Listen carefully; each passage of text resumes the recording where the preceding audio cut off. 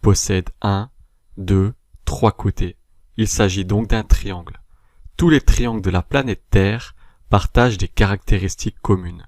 Ils ont tous 3 côtés, mais également 3 sommets, A, B, C, et 3 angles.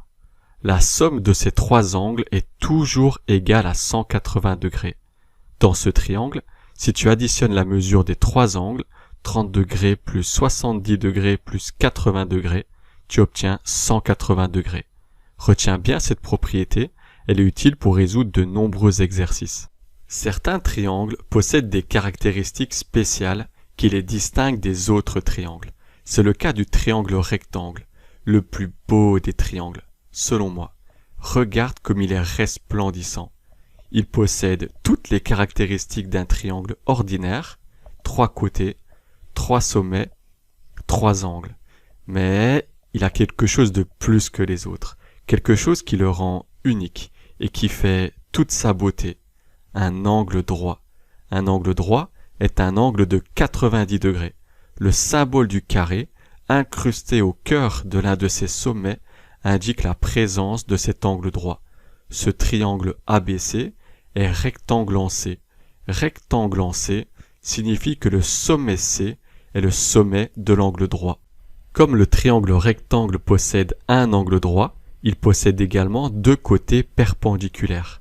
Ce sont les 2 côtés qui forment l'angle de 90 degrés. Les côtés CA et CB sont perpendiculaires.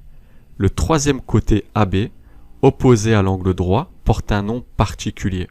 C'est l'hypoténuse. L'hypoténuse est le seul côté qui ne touche pas le sommet de l'angle droit. Dans tous les triangles rectangles, l'hypoténuse est toujours le plus grand côté. La longueur AB est donc plus grande que la longueur CA et CB. Le deuxième triangle particulier à connaître est le triangle isocèle. Sa principale caractéristique est de posséder 2 côtés de même longueur. Dans cet exemple, les côtés XY et ZY sont égaux. 2 petites barres sur ces 2 côtés indiquent qu'ils ont la même longueur. Tous les triangles isocèles possèdent un sommet principal. Le sommet principal est le sommet qui est commun aux 2 côtés de même longueur. Ce triangle est isocèle en Y. Isocèle en Y signifie que Y est le sommet principal. En connaissant le sommet principal de n'importe quel triangle isocèle, tu peux deviner quels sont les 2 côtés égaux, car ce sont les 2 côtés qui touchent ce sommet. Si Y est le sommet principal, alors les côtés YX et YZ sont de la même longueur. Le côté opposé au sommet principal porte un nom particulier. C'est la base du triangle isocèle. C'est le seul côté qui ne touche pas le sommet principal. Dans ce triangle, la base est le côté XZ. Les 2 angles à la base d'un triangle isocèle ont toujours la même mesure. L'angle YXZ et l'angle YZX sont les 2 angles qui se situent sur la base de ce triangle. Ces 2 angles ont exactement la même mesure, 70 degrés.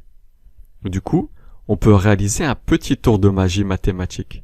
Tu te rappelles que la somme des 3 angles d'un triangle est toujours de 180 degrés? Tu peux utiliser cette propriété pour déterminer la mesure du 3e angle. En additionnant les 2 angles à la base, 70 degrés plus 70 degrés, tu obtiens 140 degrés. Pour que la somme des 3 angles donne 180 degrés, il est obligatoire que le 3e angle mesure 40 degrés. 40 degrés plus 140 degrés, ça fait bien 180 degrés. Et voilà, la magie mathématique vient à nouveau d'opérer. Ok, regarde maintenant ce nouveau triangle. Il a de l'allure, n'est-ce pas? Une certaine prestance. Eh bien, il est équilatéral. La particularité des triangles équilatéraux est de posséder 3 côtés de même longueur. Et oui, tu m'as bien entendu, tous ces côtés sont égaux. Il y a 2 petites barres sur chaque côté qui indiquent qu'ils sont tous de la même longueur. Ce triangle est vraiment beau. Peut-être qu'il va devenir mon préféré. En tout cas, ce qui est certain, c'est qu'il possède une autre caractéristique hors du commun. Ces 3 angles mesurent chacun 60 degrés. 60 degrés ici, 60 degrés ici, et ici.